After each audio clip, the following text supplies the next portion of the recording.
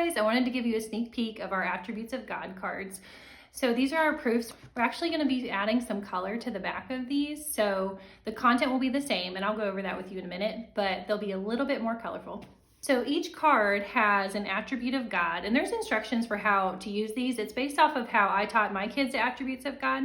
So you have the attribute, and then you have a scripture memory verse to memorize as a family. For younger kids, I would definitely put it to song. Honestly, song helps me memorize scripture as well. And then on the back, I'll show you on this card, there are discussion questions. So normally we'll spread this all out over the course of like 1 to 3 weeks. I mean, we probably work on our memory verse at the table, in the car, almost every day.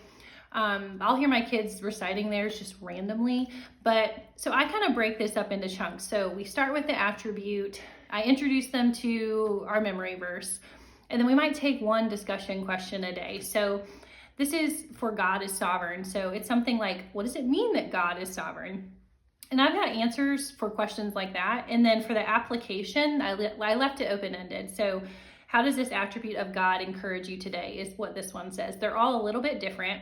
And then at the end, I gave y'all an example prayer to pray through. I think you could almost use it like a liturgy for your family, but most of them are centered on praising God for who he is.